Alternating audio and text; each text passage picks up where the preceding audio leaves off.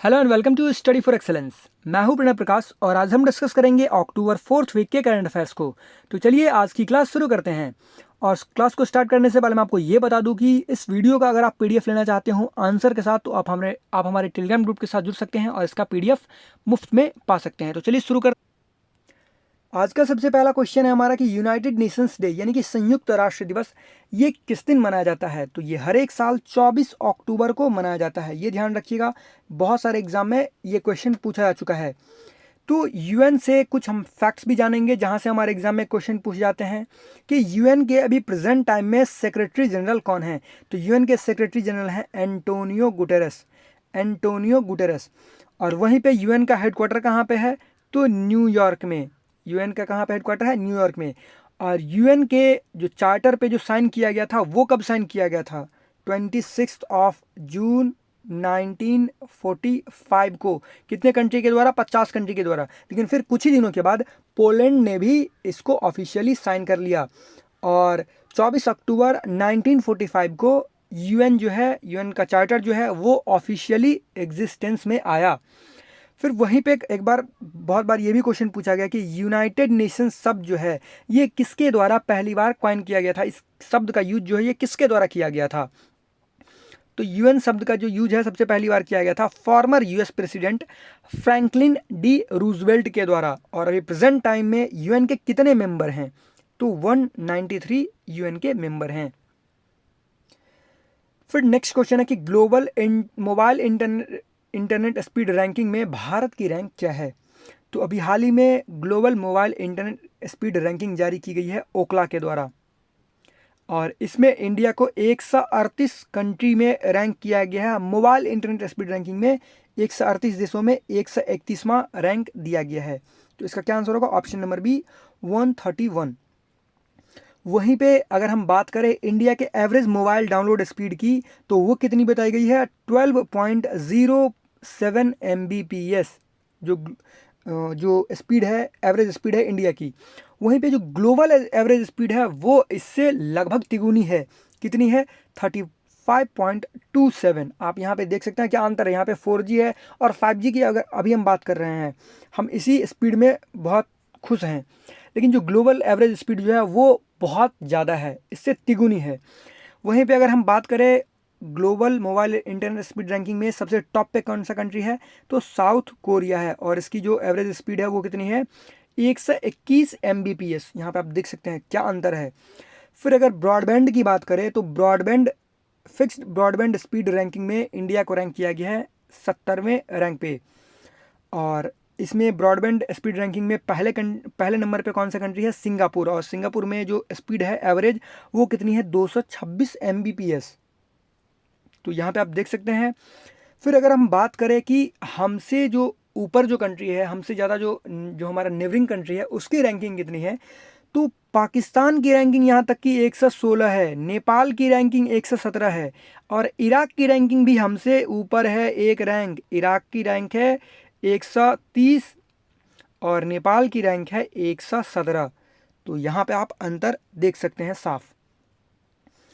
फिर next question है कि हाल ही में नयनी नरसिम्हा रेड्डी जी का निधन हो गया। वह किस राज्य के पहले गृह मंत्री यानी कि होम मिनिस्टर थे। तो तेलंगाना जो राज्य जो है वो एग्जिस्टेंस में कब आया, 2014 में। तो ये तेलंगाना के पहले होम मिनिस्टर थे नयनी नरसिम्हा रेड्डी। और इनके निधन के 4 दिन बाद ही उनकी वाइफ नयनी अहल्या का भी निधन हो गया। तो ये भी आप ध्यान में रख सकते हैं। फिर नेक्स्ट क्वेश्चन है कि लेबनान के नए प्रधानमंत्री कौन बने हैं। अब कुछ दिनों पे आप ये क्वेश्चन बार बार आते हुए देख रहे होंगे कि लेबनान के नए प्रधानमंत्री। तो अभी तक ये तीसरे प्रधानमंत्री आ चुके हैं। तो सबसे पहले जो ये प्रधानमंत्री बने हैं उनका नाम जान लेते हैं। इनका नाम है साद अल हरीरी। और ठीक 1 साल पहले इनके द्वारा इस्तीफा दिया गया था विरोध के चलते। लेबनान में बहुत विरोध हुए तो इसके चलते इन्होंने इस्तीफा दे दिया था। फिर इनके बाद बने थे हसन दियाब।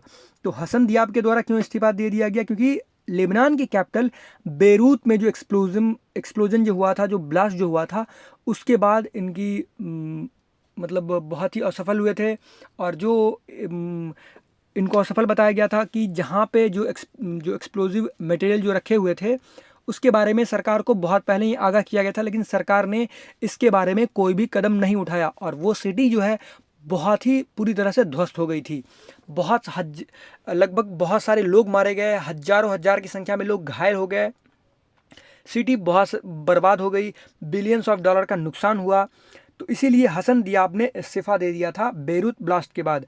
फिर बेरूत ब्लास्ट के बाद कौन बने थे प्रधानमंत्री? मुस्तफ़ा अदीब। तो इनके द्वारा भी इस्तीफा दे दिया गया कुछ एक महीनों के अंदर ही, और अब नए प्रधानमंत्री बने हैं साद अल हरीरी, और लेबनान की कैपिटल है बेरूत, और लेबनान के प्रेसिडेंट कौन है? Michael on.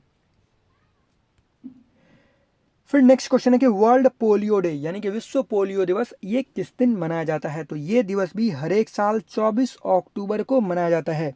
और पोलियो जो है एक वायरस से होने वाला रोग है, ये भी ध्यान रखिएगा। बहुत बार पूछा गया है कि पोलियो जो है ये किस कारण से होता है? बैक्टीरिया, वायरस, प्रोटोजोआ, फंगी, तो इस तरह के क्वेश्चन पूछे जाते हैं। तो पोलियो जो है एक वायरस जनित रोग है, यह ध्यान रखिएगा। और पोलियो बीमारी जो है ये किन किन देशों में अभी भी है, यानी कि पोलियो से जो ग्रसित व्यक्ति जो हैं वो किन किन देशों में हैं? मात्र 2 देशों में, दुनिया के मात्र 2 ही देशों में पोलियो के केसेस बचे हैं। किस किस देशों में? तो पाकिस्तान और अफगानिस्तान। इंडिया भी पोलियो फ्री हो चुका है। फिर नेक्स्ट क्वेश्चन है कि प्रधानमंत्री ग्राम सड़क योजना के सफल कार्यान्वयन में देश के 30 जिलों में से किस जिले ने शीर्ष स्थान प्राप्त किया है? यानी कि प्रधानमंत्री ग्राम सड़क योजना को किस जिले के द्वारा सबसे अच्छा इम्प्लीमेंट किया गया? जो लंबाई जो है सड़क की लंबाई वो सबसे ज़्यादा इस स्कीम के तहत बनाया गया। तो सबसे जो लंबा जो बनाया गया और जिसमें टॉप किया किस डिस्ट्रिक्ट ने? तो मंडी हिमाचल प्रदेश की एक डिस्ट्रिक्ट है और इस डिस्ट्रिक्ट ने टॉप किया है प्रधानमंत्री ग्राम सड़क योजना में। वहीं पे हिमाचल प्रदेश को नेशनल वाइज जो है सेकंड रैंक भी दिया गया है, क्योंकि हिमाचल प्रदेश ने जो है 30 डिस्ट्रिक्ट में से 6 डिस्ट्रिक्ट हिमाचल प्रदेश के ही हैं।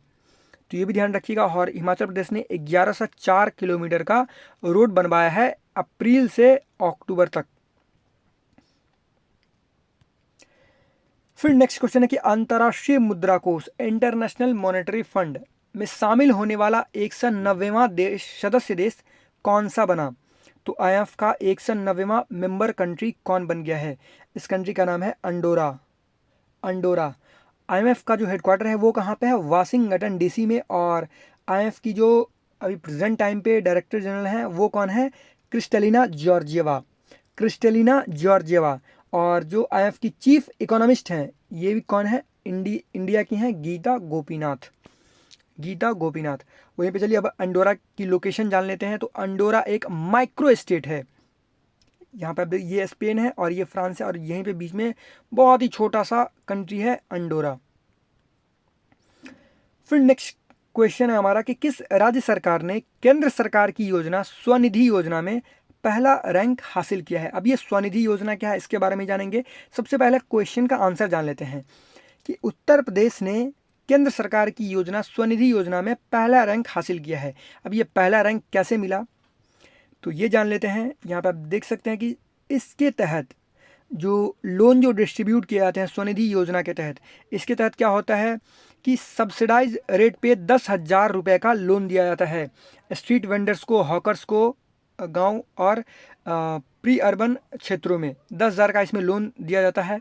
और इसके तहत 6,22,000 एप्लीकेशन रिसीव किए गए, सैंक्शन किया गया इतना और लोन डिस्पर्स किया गया इतने बेनिफिशियरीज को।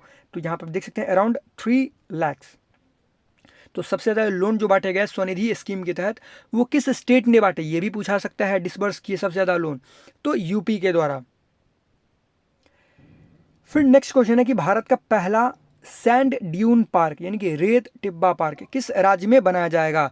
तो भारत का पहला सैंड ड्यून पार्क बन रहा है। तो ये क्वेश्चन इसी तरह से इंपॉर्टेंट हो रहा है क्योंकि भारत का पहला बनेगा। तो भारत का पहला सैंड ड्यून पार्क जो है ये बनेगा गोवा में। यहाँ पे आप देख सकते हैं ये है सैंड ड्यून पार्क की छवि की, यहीं पे सैंड ड्यून पार्क बनाया जाएगा गोवा में। और इसके लिए वर्ल्ड बैंक ने 3 करोड़ रुपए की मंजूरी भी दे दी है। इससे पर्यटन को भी बहुत ही ज़्यादा बढ़ावा मिलेगा। वैसे भी आपको पता होगा कि गोवा इतना छोटा स्टेट होते हुए भी पर्यटन से ही सबसे ज़्यादा कमाता है। फिर नेक्स्ट क्वेश्चन है कि पुर्तगीज ग्रां प्री, ये हम बात कर रहे हैं F1 कार रेस के बारे में। पुर्तगीज ग्रां प्री 2020 ये किसने जीता? तो ये जीता गया है लुइस हैमिल्टन के द्वारा, और ये लुइस हैमिल्टन की 92वीं F1 रेस जीत थी। और इन्होंने किसका रिकॉर्ड तोड़ा है? इन्होंने लीजेंड माइकल शुमाकर का रिकॉर्ड तोड़ा है, जिनके द्वारा 91 F1 रेस जीते गए थे। तो ये क्वेश्चन भी सुपर इंपॉर्टेंट हो जाता है। फिर नेक्स्ट क्वेश्चन है कि किस कंपनी के अध्यक्ष चेयरमैन ली कुन ही का निधन हो गया? तो ये सैमसंग इलेक्ट्रॉनिक्स के चेयरमैन रह चुके हैं ली कुन ही, जिनका कि निधन हो गया। और इनके निधन के वक्त ये जो है साउथ कोरिया के सबसे अमीर व्यक्ति भी हैं थे, और इनकी संपत्ति जो है billions of dollar, 21 billion dollars के करीब थी, 21 या फिर 23 बिलियन डॉलर के करीब।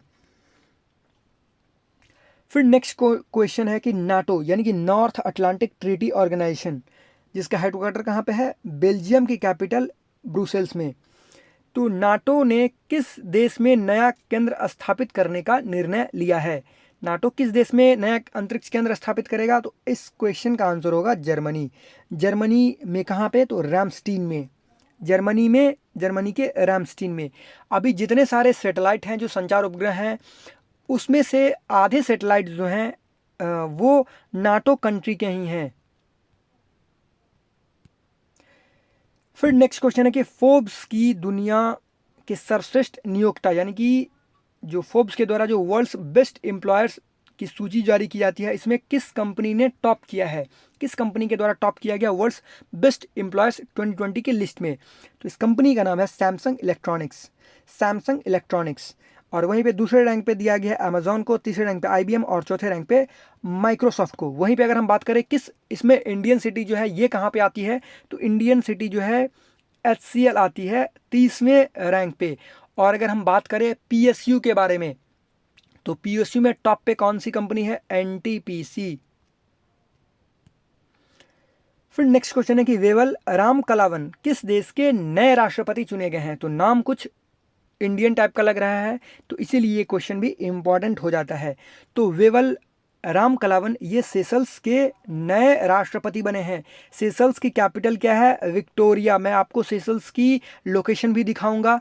और ये पहली बार 1977 के बाद पहली बार सेशल्स का राष्ट्रपति कोई विपक्षी उम्मीदवार बना है, तो ये ध्यान रखिएगा। और सेशल्स जो है इंडिया के लिए भी बहुत ही इंपॉर्टेंट है, क्योंकि इंडिया जो है सेशल्स में एजम्पशन आइलैंड बना रहा है, तो ये भी ध्यान रखिएगा। और इस आइलैंड का विरोध भी किया गया था इसी विपक्षी पार्टी के द्वारा। तो अब देखते हैं कि इस विपक्षी पार्टी के द्वारा क्या कदम उठाए जा रहे हैं। कहीं कोई रुकावट तो नहीं लाया जा रहा है आइलैंड बनाने में। तो सेशल्स की कैपिटल है विक्टोरिया, और यहाँ पे है ये एक आइलैंड कंट्री इंडियन ओशन में, तो ये आप ध्यान में रखिएगा। फिर नेक्स्ट क्वेश्चन है कि किस देश ने अपने एक चौराहे का नाम यानी कि क्रॉस रोड्स का नाम हरिवंश राय बच्चन के नाम पर रखा है? हरिवंश राय बच्चन कौन है? अमिताभ बच्चन के पिता थे, सॉरी है नहीं थे। तो इनके नाम पर एक चौराहे का नाम किस देश में रखा गया है? ये देश है पोलैंड। पोलैंड देश में एक क्रॉस रोड का नाम, जो कि रॉक क्लॉक के क्रॉस रोड के पास क्रॉस रोड है, उसी एरिया में क्रॉस रोड है, उसके क्रॉस रोड का नाम रखा गया हरिवंश राय बच्चन, स्क्वायर हरिवंश राय बच्चन। और इसकी जानकारी जो है अमिताभ बच्चन ने भी ट्विटर पे दी थी। तो आप मुझे ये कमेंट बॉक्स में कमेंट करके बताइए कि पोलैंड की जो कैपिटल है वो क्या है? पहला क्वेश्चन है इसका। फिर नेक्स्ट क्वेश्चन है कि किस राज्य के पूर्व मुख्यमंत्री केशुभाई पटेल का निधन हो गया है? तो ये पूर्व मुख्यमंत्री रह चुके हैं गुजरात के पूर्व मुख्यमंत्री केशुभाई पटेल का निधन हो गया। और ये गुजरात के मुख्यमंत्री बने 2 बार बने थे, 1995 में पहली बार, और दूसरी बार बने थे 1998 से लेकर 2001 तक। उसके बाद फिर बने नरेंद्र मोदी।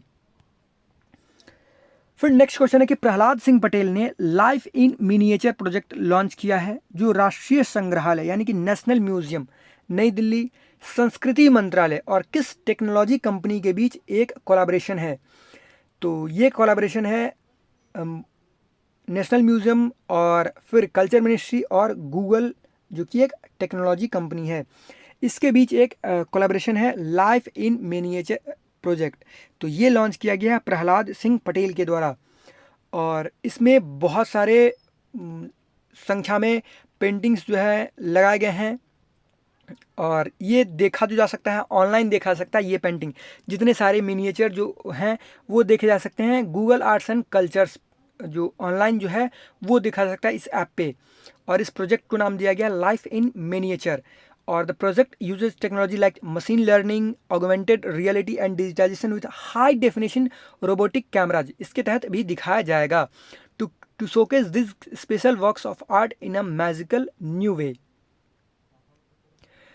फिर नेक्स्ट क्वेश्चन है कि world's first science toon book, science toon मतलब हुआ कार्टून, साइंस पर एक कार्टून बुक रिलीज की गई है, बाय बाय कोरोना। ये इस तरह की पहली साइंस टून बुक होगी कोरोना वायरस पर। तो ये इस पुस्तक के लेखक कौन है? ये पुस्तक लिखा गया है प्रदीप श्रीवास्तव के द्वारा, और इस पुस्तक को लॉन्च किसके द्वारा किया गया? आनंदीबेन पटेल के द्वारा। ये कार्टून बुक है ऑन साइंस, जो कि कोरोना वायरस के बारे में डिटेल्ड इन्फॉर्मेशन देती है कि कोरोना वायरस के समय में हमें सावधानी कैसे बरतनी है, कोरोना वायरस के साथ हमें कैसे जीना है। क्योंकि हमें तो ये पता है कि भाई ये 1 साल भी रह सकती है कोरोना वायरस, 2021 में तो आपको इसके साथ जीना ही है, ये आप अभी ही मान लीजिए। हाँ, 2022 में आप खुल के जी सकते हैं, लेकिन मैं भी आपको यही सलाह दूंगा कि 2021 तक आप बच के रहें, अपनी और अपने परिवार के लिए बच के रहें। तो चलिए फिर नेक्स्ट क्वेश्चन पे बढ़ते हैं। फिर नेक्स्ट क्वेश्चन है कि life time achievement award, third India international film festival of Boston यानी कि IIFFB में के तीसरे संस्करण में लाइफ टाइम अचीवमेंट अवार्ड से किसे सम्मानित किया गया? तो पोस्टथमसली इनको सम्मानित किया गया मरणोपरांत ओम पुरी। इनका नाम क्या है? ओम पुरी। वहीं पे इस IIFFB में बेस्ट फिल्म का अवार्ड, बेस्ट फीचर फिल्म का अवार्ड किसे दिया गया? मलयालम फिल्म कांति को। और बेस्ट मेल एक्टर का अवार्ड किसे दिया गया? विक्टर बनर्जी को। किस फिल्म के लिए? Joseph born in Greece. वहीं पे बेस्ट फीमेल एक्टर का अवार्ड दिया गया सिलाजा अंबू को, कांति फिल्म के लिए ही। तो इन सारे फैक्ट्स को आप ध्यान में रखिएगा। फिर नेक्स्ट क्वेश्चन है कि नेशनल यूनिटी डे यानी कि राष्ट्रीय एकता दिवस, ये किस दिन मनाया जाता है? तो राष्ट्रीय एकता दिवस ये हर एक साल 31 अक्टूबर को मनाया जाता है। ये 31 अक्टूबर क्यों मनाया जाता है? क्योंकि भारत के आयरन मैन सरदार वल्लभ भाई पटेल की जयंती इसी दिन होती है, 31 अक्टूबर को। और 31 अक्टूबर को बहुत चीज़ों का उद्घाटन भी किया गया 31 अक्टूबर को। पहला तो है आरोग्य वन, तो उसके बारे में डिस्कस करेंगे। पहला है आरोग्य वन का उद्घाटन किया गया, और आगे भी हम डिस्कस करेंगे। जैसे कि सरदार सरोवर डैम पे जो डायनेमिक लाइटिंग प्रोजेक्ट का भी उद्घाटन किया गया, उस पर ट्राई कलर बनाया गया। जो डैम है उस पर ट्राई कलर यानी कि जो इंडियन फ्लैग है वो दर्शाया गया, इससे टूरिस्ट भी प्रभावित होंगे। फिर सी प्लेन सर्विस का उद्घाटन किया गया। तो चलिए उसके बारे में भी हम आगे डिस्कस करेंगे न्यूज़ के रूप में। फिर नेक्स्ट क्वेश्चन है कि नए मुख्य सूचना आयुक्त के रूप में किसे नियुक्त किया गया है? तो नए मुख्य सूचना आयुक्त के रूप में नियुक्त किए गए हैं यशवर्धन कुमार सिन्हा। यशवर्धन कुमार सिन्हा, और इन्होंने किसका स्थान लिया है? बिमल जुल्का का। बिमल जुल्का का। पहले कौन थे मुख्य सूचना आयुक्त? बिमल जुल्का, और अब कौन बन गए हैं? यशवर्धन कुमार सिन्हा। अच्छा, इसका गठन जो है CIC, जो चीफ इंफॉर्मेशन कमिश्नर जो हैं, और जो CIC जो है, ये इसका काम क्या है? इसका गठन जो है RTI एक्ट 2005 के अंतर्गत किया गया था। तो यहाँ पे आप देख सकते हैं। अच्छा, तो चलिए मैं यहाँ पे बता देता हूँ। जो RTI एक्ट जो है उसमें जो आप RTI करते हैं और उस पर जो कार्रवाई नहीं की जाती है, जितने सारे इन्फॉर्मेशन नहीं दिए जाते हैं, कुछ भी RTI में कुछ भी आपको गलत लग रहा है, तो आप डायरेक्ट यहाँ पे कंप्लेंट कर सकते हैं, और ये भी एपेक्स बॉडी है। फिर नेक्स्ट क्वेश्चन है कि night of the restless spirits, इस पुस्तक के लेखक कौन है? तो night of the restless spirit, इस पुस्तक के लेखक हैं सर्बप्रीत सिंह। सर्बप्रीत सिंह, और इस बुक में इन्होंने 1984 के सिख नरसंहार के बारे में बताया है, उसके बारे में जानकारी दी है। फिर नेक्स्ट क्वेश्चन है कि किस बैंक ने एक लोन एग्रीमेंट साइन किया है $1 बिलियन का? किस बैंक के साथ? Japan bank for international cooperation यानी कि JBIC के साथ किसने $1 बिलियन का लोन एग्रीमेंट साइन किया? तो इस बैंक का नाम है SBI, state bank of India. तो इस लोन का क्या होगा, यहाँ आप देख सकते हैं, the loan will provide funds for manufacturers, suppliers and dealers of Japanese automobiles in India. जो जापानीज जो वाहन निर्माता कंपनी है, जैसे कि चाहे सुजुकी हो जाए या फिर टोयोटा हो जाए, तो आई थिंक मित्सुबिशी भी मित्सुबिशी भी जापानीज़ कंपनी ही है। तो जितनी सारी जापानीज़ ऑटोमोबाइल कंपनी है उनको लोन प्रोवाइड किया जाएगा, उनको फंड प्रोवाइड किया जाएगा इस पैसे से। तो इसके लिए ये साइन किया गया है ये लोन एग्रीमेंट। फिर नेक्स्ट क्वेश्चन है कि which state emerge as the best governed state, यानी कि सबसे अच्छा प्रशासित राज्यों में जो है किस स्टेट ने टॉप किया है पब्लिक अफेयर्स इंडेक्स 2020 में। तो इस स्टेट का नाम है केरला। ये स्टेट है केरला, और वहीं पे दूसरे रैंक पे किसे दिया गया है, तमिलनाडु को। बड़े बड़े स्टेटों में केरला पहले रैंक पे, तमिलनाडु दूसरे रैंक पे, सबसे अच्छा प्रदर्शन करने वाले राज्यों में। वहीं पे गोवा जो है छोटे राज्यों में सबसे अच्छा प्रदर्शन करने वाले राज्यों में है, और यूनियन टेरिटरीज में चंडीगढ़ सबसे अच्छा प्रदर्शन करने वालों में से है। फिर नेक्स्ट क्वेश्चन है कि सब्जियों के लिए न्यूनतम समर्थन मूल्य एमएसपी तय करने वाला देश का पहला राज्य कौन सा बन गया। अभी आपको पता होगी एमएसपी पे बहुत सारे विरोध हुए कि एमएसपी को जो है कानून के तहत लाया जाए, एमएसपी जो है ख़त्म हो जा सकती है, सरकार एमएसपी को ख़त्म करना चाहती है केंद्र सरकार, तो एमएसपी को कानून के तहत लाया जाना चाहिए। और सरकार के एमएसपी वाले कानून को जो है रद्द किया गया पंजाब गवर्नमेंट के द्वारा, वो पहला स्टेट था। और अब नया जो क्वेश्चन आया है कि सब्जियों के लिए एमएसपी तय करने वाला पहला राज्य कौन सा बन गया है, तो ये भी इंपॉर्टेंट हो जाता है। इस स्टेट का नाम भी है केरला। तो चलिए न्यूज़ में देखते हैं कि क्या क्या किया गया है। ये इसमें बताया गया है कि जो फ्लोर प्राइस है 16 वेजिटेबल्स की, 16 सब्जियों का जो एमएसपी जो है वो तय किया जाएगा। और इस पर जो एमएसपी जो लगाई जाएगी, जो एमएसपी जो तैयार किया जाएगा, वो कैसे तैयार किया जाएगा, जो जिस भी सब्जी की जो प्रोडक्शन कॉस्ट होगी उससे 20% जो है ऊपर एमएसपी होगी। तो ये आप ध्यान में रखिएगा, इससे किसानों को बहुत ही ज़्यादा बेनिफिट मिलेगा। तो ये महत्वपूर्ण निर्णय लिया गया है केरला गवर्नमेंट के द्वारा, और ये नवंबर से ही लागू किया गया है। फिर नेक्स्ट क्वेश्चन है कि और ये आगे जाकर ऐसा नहीं है कि 16 सब्जियों पर ही लागू होगा, मे बी फल पे भी लागू हो जाए और भी बहुत सारे सब्जियों पे लागू हो जाए। फिर नेक्स्ट क्वेश्चन है कि नासा और इसरो ने एक निर्णय लिया है synthetic aperture radar Nisar satellite को लॉन्च करने का। तो ये किस साल लॉन्च किया जाएगा, ये लॉन्च किया जाएगा 2022 में। नासा और इसरो के द्वारा synthetic aperture radar satellite launch किया जाएगा 2022 में। ये निर्णय कब लिया गया, 2+2 बैठक में, जो थर्ड 2+2 जो मीटिंग हुई थी उसमें लिया गया। तो थर्ड 2+2 बैठक के बारे में भी अब हम नेक्स्ट डिस्कस करने वाले हैं। तो यहाँ पर आप देख सकते हैं India US hold third bilateral 2+2 ministerial dialogue in New Delhi.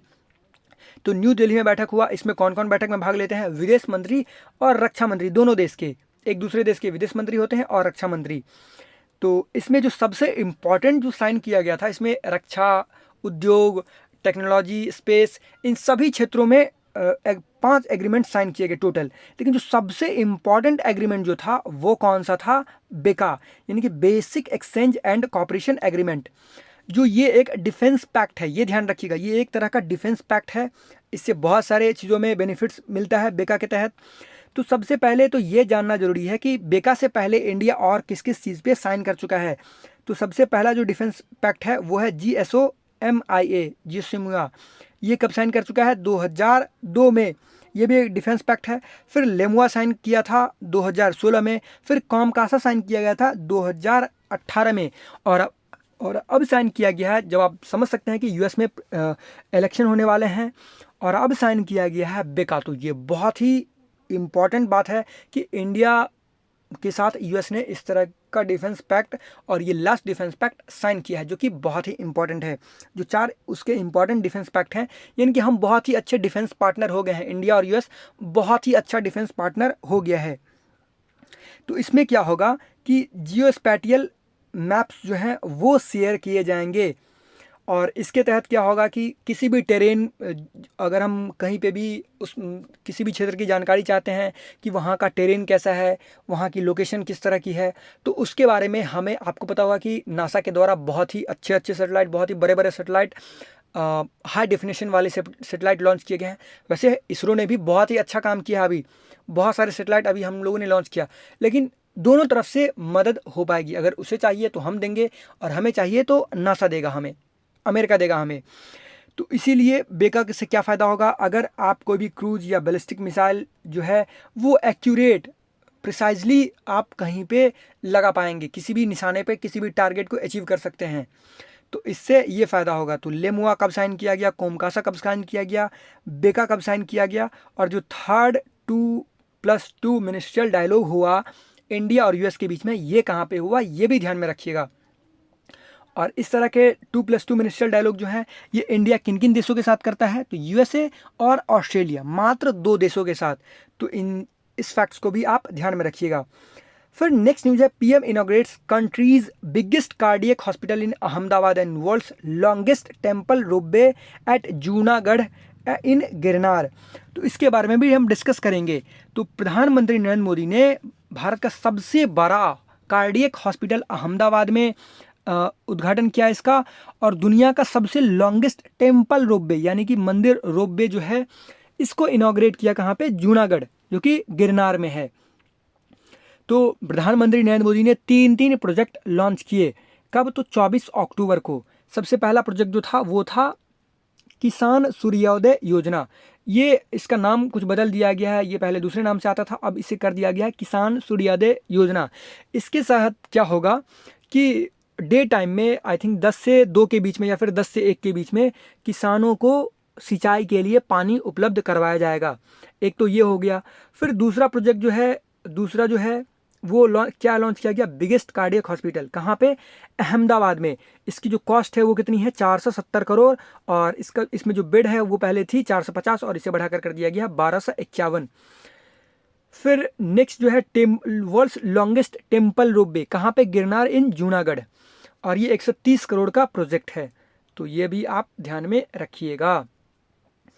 फिर नेक्स्ट है कि India assumes chairmanship of governing body of ILO, international labour organisation की जो गवर्निंग बॉडी है उसकी चेयरमैनशिप यानी कि अध्यक्षता प्राप्त हुई है 35 सालों के बाद इंडिया को। और उसकी चेयरमैनशिप कौन संभालेंगे, चेयरपर्सन कौन इलेक्ट किए गए हैं, अपूर्वा चंद्रा। तो ये आप ध्यान में रखिएगा। इन्हें अक्टूबर 2020 से जून 2021 तक के लिए अपॉइंट किया गया है। तो आप मुझे, ये आज का दूसरा क्वेश्चन है कि आप मुझे ये कमेंट बॉक्स में कमेंट करके बताइए कि इंटरनेशनल लेबर ऑर्गेनाइजेशन का हेडक्वार्टर कहाँ पे है। फिर नेक्स्ट क्वेश्चन है कि prime minister to launch seaplane service connecting statue of unity.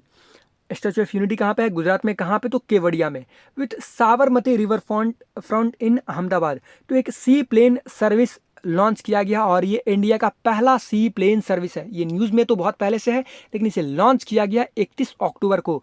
ये स्पाइस जेट के द्वारा शुरू किया गया है और इसमें एक साथ 15 लोग इसमें बैठ सकते हैं इस सी प्लेन सर्विस में। सी प्लेन सर्विस यानी हुआ ये कि ये टेक ऑफ भी वहीं से करेगा, पानी में ही, पानी से ही, और लैंड भी पानी में ही करेगा। तो ये आप ध्यान में रखिएगा। फिर यहाँ पे एकता मॉल भी इनॉग्रेट किया गया। फिर एक न्यूट्रिशन एंड सफारी पार्क भी जो है ओपन किया गया। तो ये भी आप ध्यान में रखिएगा। फिर मैंने आपको बता दिया कि सरदार सरोवर डैम जो है इस पर डायनामिक लाइटनिंग को भी लॉन्च किया गया जिसमें ट्राई कलर दिखाया गया है। फिर नेक्स्ट न्यूज़ है कि Indian army develops messaging application, secure application for internet. इसको इन शॉर्ट क्या कहेंगे, साई, SAI। तो ये किसके द्वारा लॉन्च किया गया, इंडियन आर्मी के द्वारा लॉन्च किया गया और ये पूरी तरह से सिक्योर एंड्रॉयड प्लेटफॉर्म होगी और ये कर्नल साई शंकर के द्वारा बनाया गया है। फिर नेक्स्ट न्यूज है, Bangladesh government orders no mask no service policy. तो ये बांग्लादेश जो है पहली कंट्री होगी जिसने पूरी तरह से ऑर्डर दे दिए हैं कि अगर आपने मास्क नहीं लगाया है तो आपको कोई भी सुविधा, कोई भी सर्विस प्रदान नहीं की जाएगी, आपको ऑफिस में घुसने तक नहीं दिया जाएगा। तो इस तरह की यहाँ पे आप देखें, no service will be provided to people who don't wear mask. तो और जो प्राइम मिनिस्टर हैं बांग्लादेश की वो कौन है, शेख हसीना। क्योंकि आपको पता होगा कि अब ठंड आने के बाद जो है कोरोना वायरस का प्रकोप और भी ज़्यादा बढ़ेगा। जो आप डेटा जो देख रहे हैं कि कोरोना वायरस का प्रकोप कम हो रहा है वो पूरी तरह से सही नहीं है क्योंकि जांच भी नहीं हो पा रही है इंडिया में उस तरह से, और जो जांच का जो लेवल जो है, जैसे कि आरटी-पीसीआर, जो आरटी-पीसीआर एक्यूरेट जानकारी देती है। जो हम एंटीजन रैपिड टेस्ट करते हैं वो 20% 30% एक्यूरेसी प्रदान करती है। तो उससे हम क्या जानेंगे, जो पॉजिटिव जो व्यक्ति होते हैं उसका भी रिपोर्ट नेगेटिव बता दिया जाता है, और जो जो व्यक्ति निगेटिव भी होता है, कोविड निगेटिव भी होता है, उसका भी रिपोर्ट कभी कभी पॉजिटिव बता दिया जाता है एंटीजन रैपिड टेस्ट में, जो हेपा कार्ड पे किया जाता है। और जो आरटी-पीसीआर टेस्ट जो है वो एक्यूरेसी प्रदान करती है। तो इसीलिए टेस्ट के बारे में भी अब कुछ कहा नहीं जा सकता इंडिया में। तो यह वीडियो का अंत। आई होप आपको ये वीडियो अच्छा लगा हो, और अगर आपको ये वीडियो अच्छा लगा हो तो प्लीज़ इसको लाइक कीजिएगा, इस वीडियो को शेयर कीजिएगा, हमारे चैनल ऑनलाइन तैयारी को सब्सक्राइब कीजिएगा, जिससे आपको हमारी आने वाली वीडियो मिलती रहे। धन्यवाद।